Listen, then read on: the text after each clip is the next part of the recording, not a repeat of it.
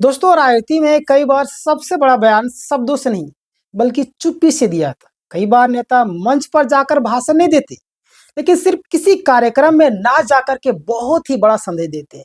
पूरी राजनीति की गलियारों में इस तरीके से हलचल मच जाती है और इस बार ऐसा ही कुछ हुआ विजय के साथ। केरल में नए मुख्यमंत्री का शपथ ग्रहण समारोह था। कांग्रेस पार्टी के लिए सिर्फ एक सरकारी कार्यक्रम नहीं था, बल्कि ये दक्षिण भारत में अपनी ताकत दिखाने के बड़ा मौका था।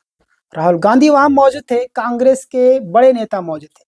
विपक्षी एकता दिखाने का पूरी कोशिश की जा रही थी और मीडिया का पूरा फोकस इस कार्यक्रम पर था।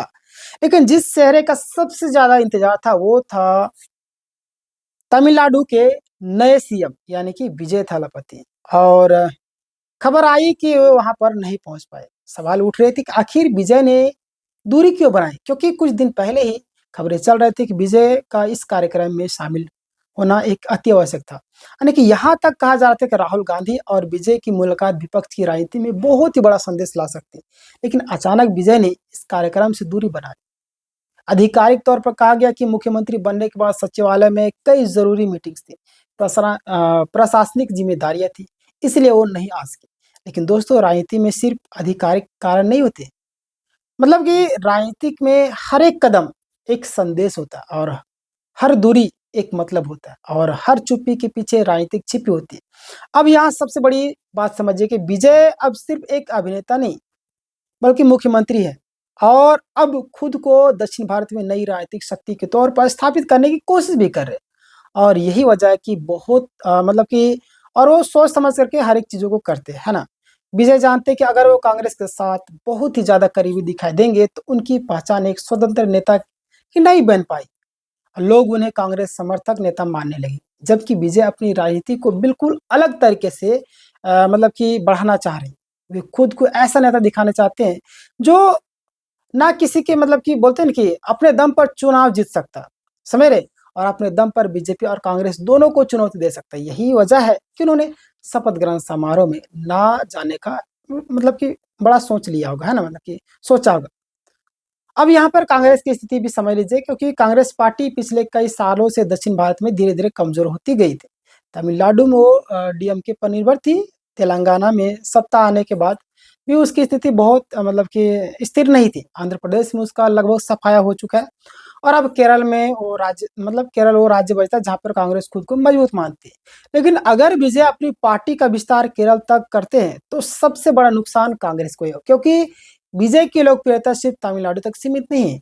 उनकी फिल्मी मतलब कि उनके फिल्मों का बहुत बड़ा प्रभाव केरल के पुडुचेरी तक फैला हुआ है और वहाँ उनके लाखों फैंस भी वहाँ पहले से उनके फैंस क्लब्स मौजूद हैं और यही फैन क्लब राजनीतिक संगठन में बदले जा सकते हैं और विजय की सबसे बड़ी ताकत बनेगी। देखिए, बाकी नेता राजनीतिक में आने के बाद संगठन बनाते हैं, लेकिन विजय ने राजनीतिक में आने से पहले जमीनी तौर पर संगठन तैयार कर लिया था। तमिलनाडु में हर शहर मतलब उनके एक फैन क्लब है, सक्रिय है, और इन्हीं क्लब के जरिए ब्लड डोनेट कैंप वगैरह सारी चीजें, गरीबों की मदद करना, ये सारी चीजें सामाजिक कार्यक्रम में लोगों को जोड़ा जा रहा था और हेल्प भी किया था।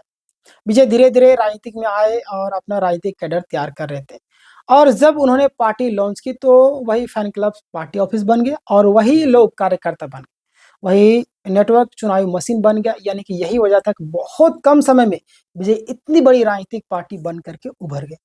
अब अगर यही मॉडल केरल में लागू होता है तो कांग्रेस के लिए बहुत ही बड़ी चुनौती बन सकती है, क्योंकि केरल में कांग्रेस की राजनीतिक सबसे मतलब कि पहले से लेफ्ट के साथ सीधी लड़ाई में फंसी रहती है। ऐसे में अगर विजय लोग की लोकप्रियता अगर एंट्री होती तो विपक्ष का जो बंटवारा है, वोट का बंटवारा दोनों तरफ हो जाएगा, समझ रहे। अब यहाँ पे कांग्रेस को बहुत ही ज्यादा नुकसान हो जाएगा और विजय खुद को तमिलनाडु तक ही सीमित नहीं रखना चाहिए, तो आप सभी जानते हैं, है ना।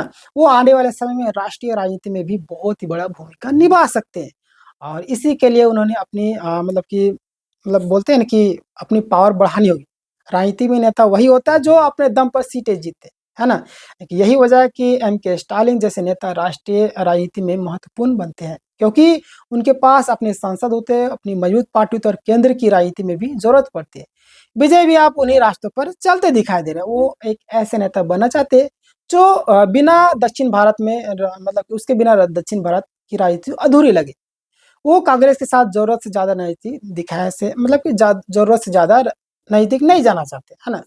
अब समझते हैं तमिलनाडु में विजय की सरकार फिलहाल सिर्फ कांग्रेस के सहारे नहीं टिकी है।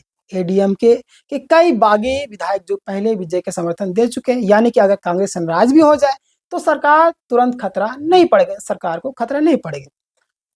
मतलब कि एक तरीके से बोले कि राजनीतिक संदेश है कि विजय एक तरफ से कांग्रेस को दिखा रहे हैं कि गठबंधन तो है, लेकिन सत्ता की असली ताकत उनके पास है, यानी कि उनके हाथों में। इसलिए कांग्रेस ये सोच रही है कि सिर्फ विजय के साथ गठबंधन कर लेने से दक्षिण भारत में अगर भविष्य सुरक्षित हो गया तो शायद उनकी सबसे बड़ी राजनीतिक भूल हो सकती है।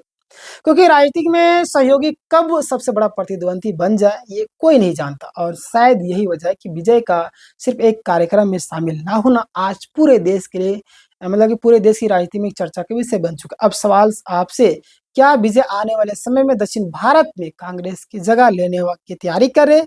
क्या राहुल गांधी के लिए एक चेतावनी है या फिर सिर्फ एक सामान्य राजनीतिक दूरी? कमेंट में जरूर बताइएगा। ऐसे और डीप पॉलिटिक एनालिसिस के लिए चैनल को जरूर सब्सक्राइब कीजिएगा। और अगर आप अभी तक इस वीडियो को शेयर नहीं किया तो शेयर कर दिए ताकि सही जानकारी लोगों तक पहुंच सके। मिलते हैं नेक्स्ट वीडियो, तब तक के लिए धन्यवाद।